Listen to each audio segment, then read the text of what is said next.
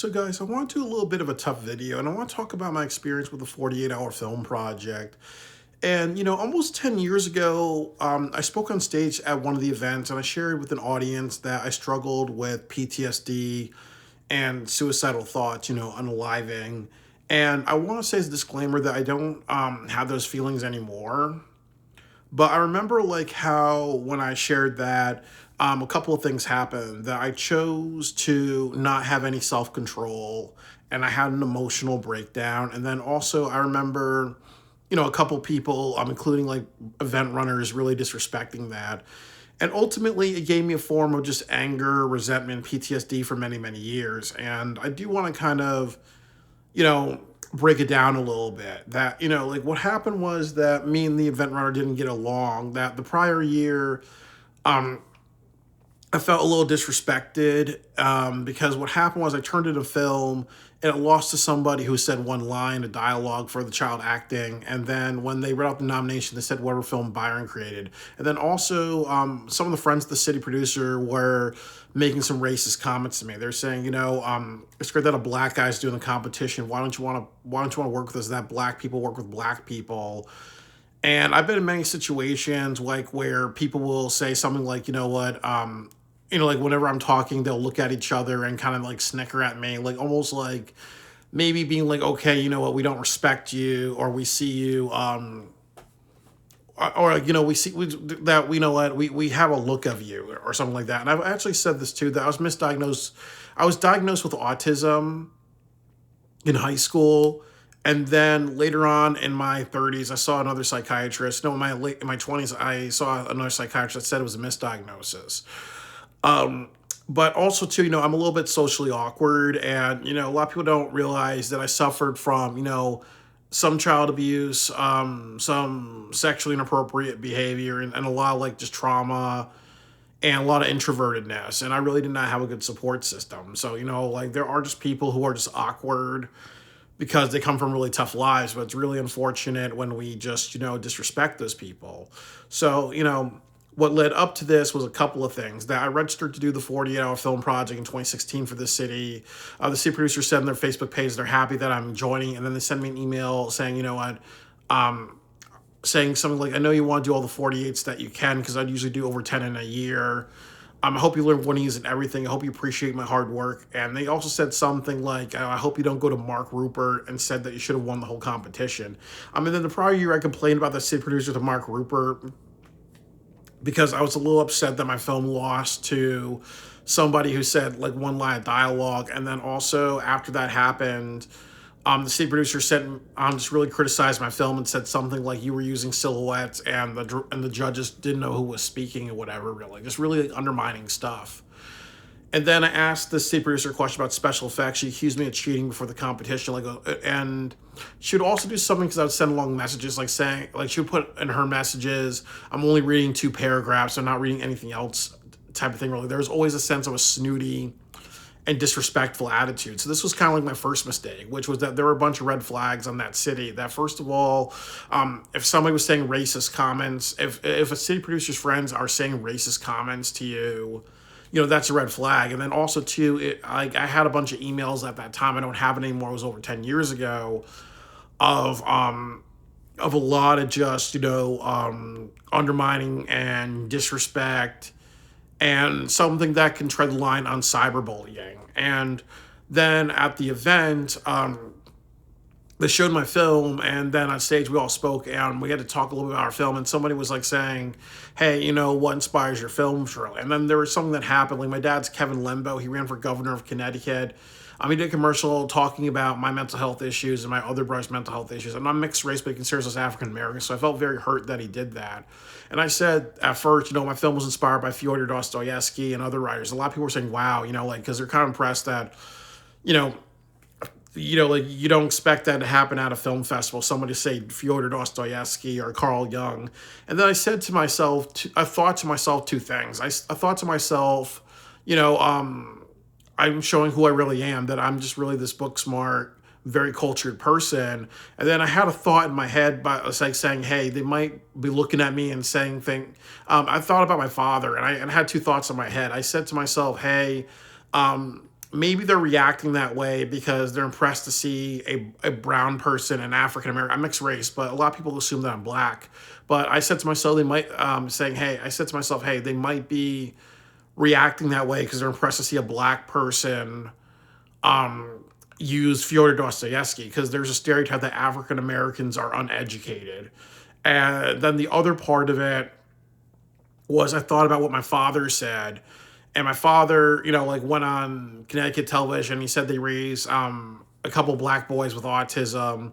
And I remember having this smirk. And I remember just like feeling really angry and upset by that. And I said to myself, I really want to show to the audience that I'm the serious filmmaker and I've had a really rough past and I'm balancing a lot, and I'm very committed to the competition. I did a lot, really. So I kind of had this complex of saying, I need to kind of really open my heart and tell everybody, hey, look at what a filmmaker I am, because I've overcame a lot of stuff, or I'm balancing a lot of complicated emotions as I write, really. And then before I passed the microphone to somebody else, I kind of said, hey, I have something more to share. And I kind of said that, I've gone down a really bad path a couple of years. I've almost been arrested a couple of times.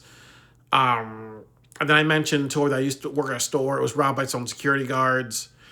And I was almost shot by the police. And I struggled with suicidal thoughts. It was kind of bad because when the city producer of the event was hearing my story, she was kind of like I want to see how this is going to happen. I want to see how you're going to mess up, really.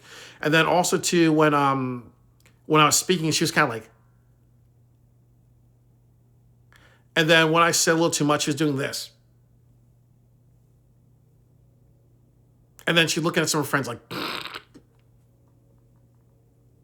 and other things like that. Like, it really kind of came off like, as I said before, about mental health discrimination, about like how sometimes people will treat you differently because they think you're mentally ill or stupid, really. And that is an example of mental health discrimination. Because, as I said, imagine, like there was this girl that I knew who had autism, and one thing that happened to her is that she had like over 50 boyfriends.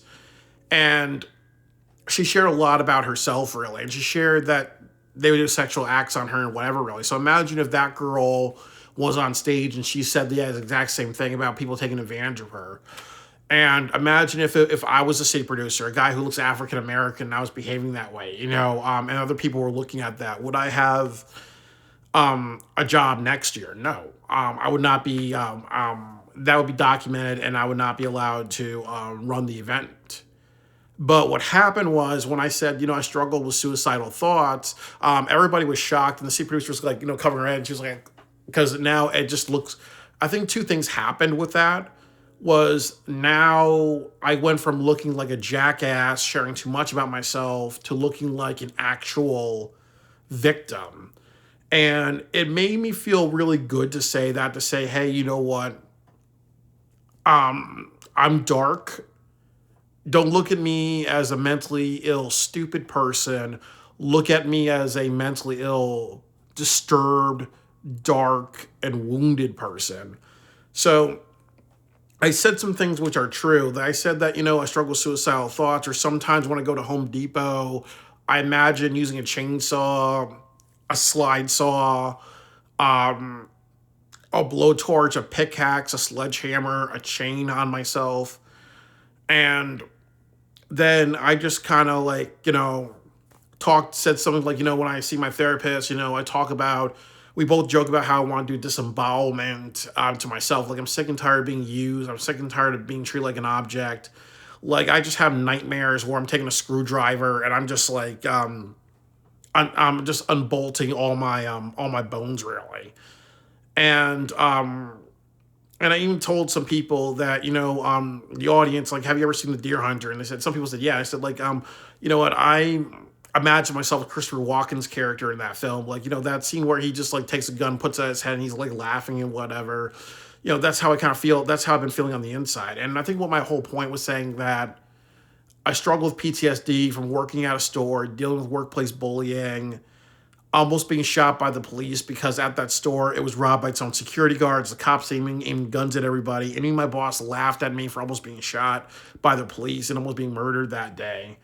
And that led me to have suicidal thoughts for a couple of years. And what I was trying to tell the audience is that I was digging into all those painful thoughts to really just dig into tough emotions. That sometimes the best writing comes from having very powerful emotions. And how do we get powerful emotions? Sometimes we can use our life and very painful things to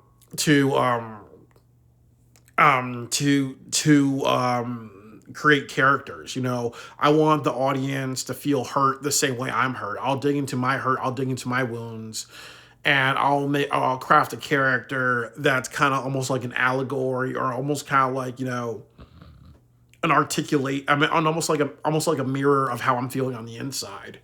And that's what I was trying to tell the audience, because I know like there's some other writers that do that. But I remember that there was like this mother who grabbed her little girl, and I'm sorry, I accidentally just winked by mistake. This is not funny. This is very upsetting shit. There's this mother who took her daughter, ran out of the auditorium. Then a bunch of people were leaving, and a bunch of people were kind of like screaming and wailing, because I think like I was just digging into more and more and more just disturbing shit. And I almost was saying in a way like, you know, just like this was kind of like comedic to me, because I've been in a lot of situations where when I've been struggling or when I've been hurt and other things like that, people just don't take it seriously. Like I've talked about, I know like I told some people that, you know, I live with my brother. I remember one time I yawned. I remember I threw a hammer at my foot because he felt that my yawning was a little cartoonish. I remember I was cackling when he did that. Or I remember like how, you know, when I was a kid, I had a dog and it ran and knocked me down the stairs, and I banged my head and I had like a bit of a concussion, and my family was like kind of laughing at me.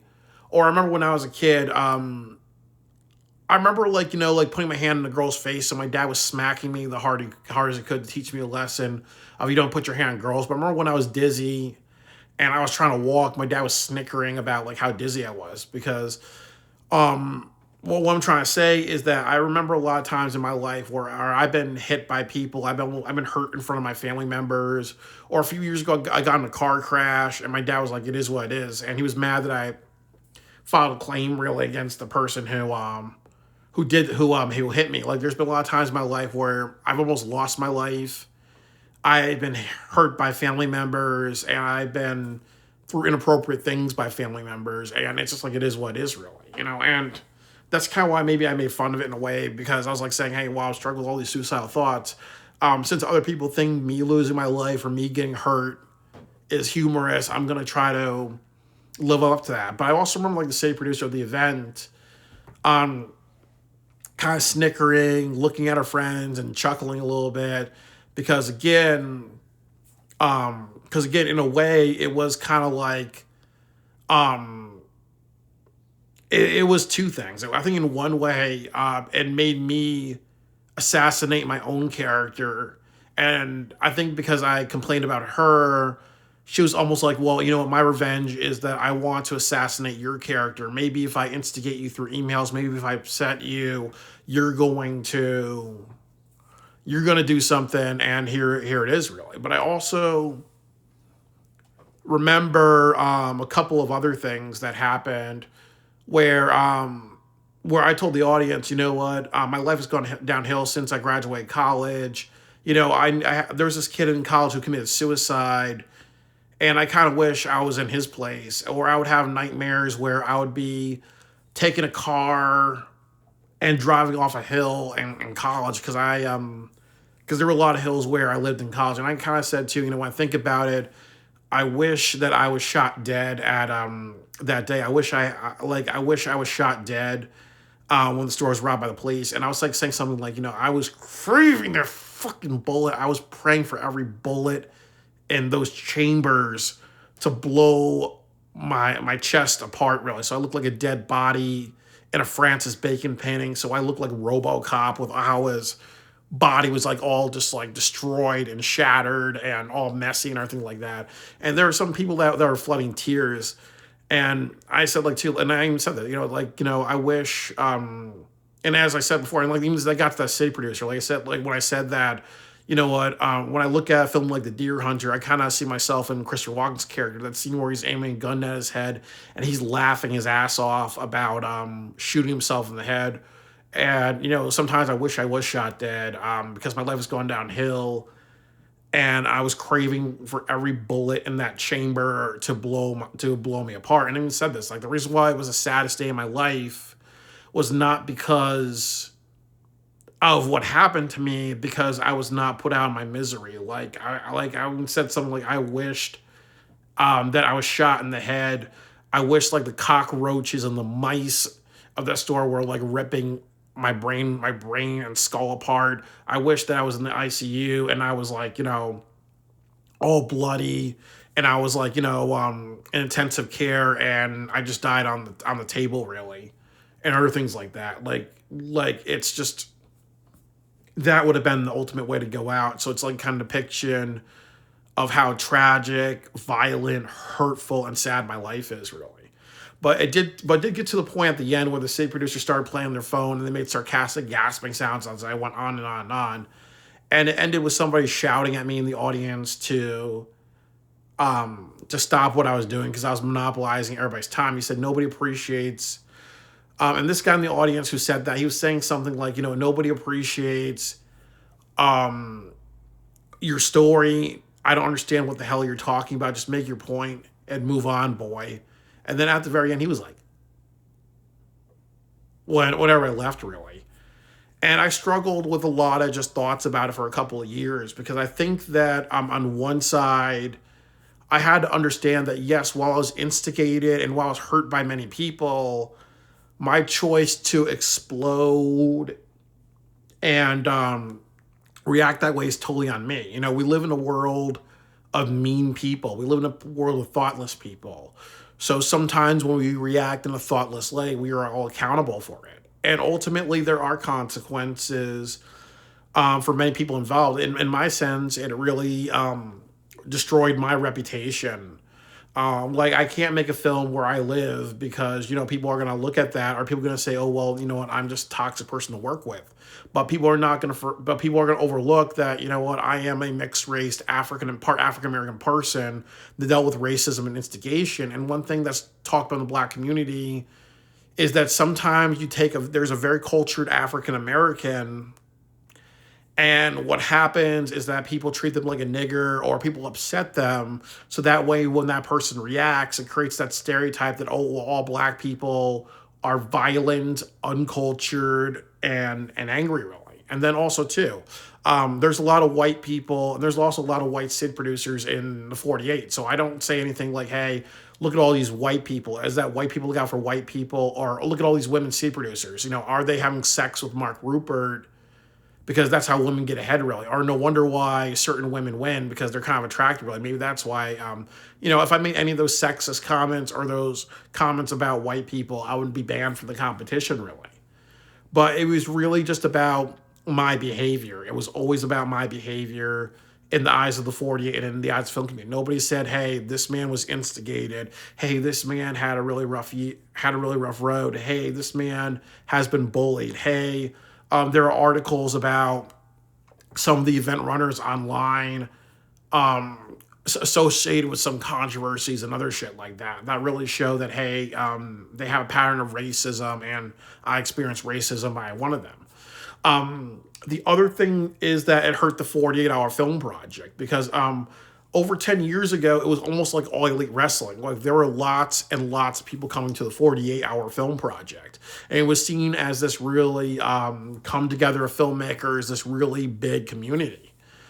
And I would say that over the years, there's been a lot more information about the 48. Like, some people say it's a cash grab. Some people say that when they pick winners, there's really not a lot of thought. It's really just picking their friends.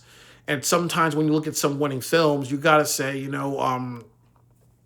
people just get very questioned, like, why is this film winning when it's just of bad quality? Like, I remember, like, there was a film for 1 year in one city. And it was a thriller film. It was a bunch of like 8-year-olds sitting on a bunch of couches and plotting a crime, really. And that won Best Picture for that city.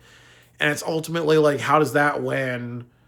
How does that even win, really? It's just a bunch of people sitting and joking around about plotting a crime, really. That's not a thriller, really. So when I did that, it did damage to the 48 because it says, hey, it attracts, really fucked up people. It also inspired me to say, hey, you know what? The full story was that I was instigated. The full story that is I experienced racism. The full story is I experienced bullying. And the full story is that people saw me as an African American to instigate. And the full story is that, for a competition that's supposed to be for everybody, it's supposed to be this welcoming environment, wasn't that for me. And then also to have a city producer instigate and be vindictive, it says something. It also says something that the first year I did the competition, I did 12 48-hour film project. I still have the record for the most in a year. I had heart issues. I had health issues. I was walking funny. I had just like a lot of health issues. And it says something when somebody does 12 of these 48s, when somebody shows that much commitment and like a smack in the face, that's how they're treated. And they're ultimately, and as I said, very undermining for doing too much. I've had many filmmakers in my community think that I'm a retard and think that I'm stupid for participating in the 48. So that says something. Oh, you're committed. You participate a lot. You come back every single year. You're dedicated. You said something like the 40-hour film project helped me overcome suicidal thoughts. And this is how you are treated. And then I say, too, that I struggle with suicidal thoughts after this event. And this 48 also brought me back into some suicidal thoughts from this happening, really. So it ultimately, because of what happened and how I reacted and how I've kind of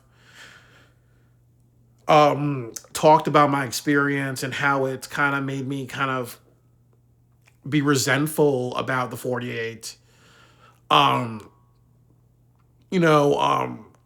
it's it really turned it into like an AEW, really. It really went from this, everybody being involved, everybody being happy with it, to people seeing more of like, hey, you know what, this is a cash grab. Hey, you know what, here's somebody who's experienced racism. Hey, there are more people talking about how there's sabotage or there's city producers that just hurt filmmakers that they don't like, really. And it also is a way of just saying, hey, you know what? How professional is this competition when I've kind of talked about how I was treated, how I dealt with racism, how I dealt with being actively ignored for many years, and how when they addressed this issue years later, it was really just taking the side of the city producer. And then there are articles about this city producer, and they were on like television or other things like that, for some wrongdoing, and then they're allowed to get a lifetime achievement for and other shit like that. It really just said, hey, that there's some very concerning things about this competition. And I think that the ending of this is to say a couple of things. That number one is that the 40-hour film project is not a bad competition. And because I had a bad experience, it doesn't mean that should be avoided like the plague. It just means that whenever you experience something inappropriate by city producers, you have to document it, and it has to be discussed with the people who are above the city producer in the 40-hour film project. And if they don't do that, it's okay to document it and talk about it online to say, hey, this is what's going on, and they're not doing anything about it. The other big lesson is you should never ever do a film competition if you lack emotional intelligence. If you're very volatile, you should not do the competition. And as I had to learn that in my brain, when I was really mad, I was saying that, hey, my point was like, hey, everybody, I've had a really fucked up life. I'm in so much pain, and I'm a bad motherfucker because I persevered for a lot. Look at all these wounds. Look at all this damage that's happened to me, and and I'm still standing, I'm still breathing, I'm taking these wounds, and I'm making stories from these wounds. That's perseverance. But again, I just said it in the most offensive, disrespectful, self-indulgent,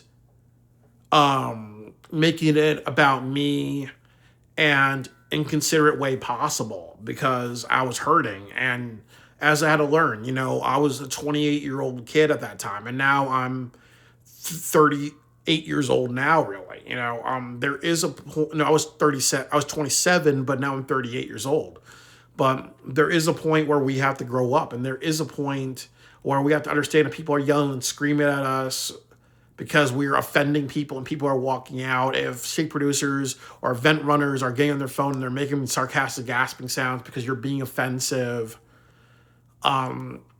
there's something to that. And then also the other thing too is that not a lot of people take accountability for their actions. I really think for this city producer, I think they should have learned a very, very powerful lesson of don't fuck with people, because sometimes you do not know how things turn out, really. Because again, their competition went from very professional one to one where one of the years they had a winners go to the con semifinals, to now it was like it attracts a bad crowd. It was very easy to blame me, but when I spoke out about it, people see the other side of it. But you don't know who you're angering, because like I said, imagine if I was less stable. Imagine if there was somebody else who was less stable and they took a gun out and shot the city producer or other people. I'm not wishing that. I would never want that. I would never want to do that to anybody. I would never wish that upon anybody. But there are a lot of people out there, like they talk about in Chicago, how there's an issue with a lot of mentally ill people who go to jail and they come out, really. What would happen if, you meet some people who want to be a thug or a hood nigga and they just said, okay, you know what, I'm going to stand on business. Like you all remember the Eminem Encore album where he has a fictionalized shooting of the audience, really. Imagine if somebody got so mad that they did that, really. And it would be easy to blame that person, but they have to say, hey, while we have to blame that person for their actions, if that person was bullied or instigated and that comes out, really, then you have to say, hey, you know what?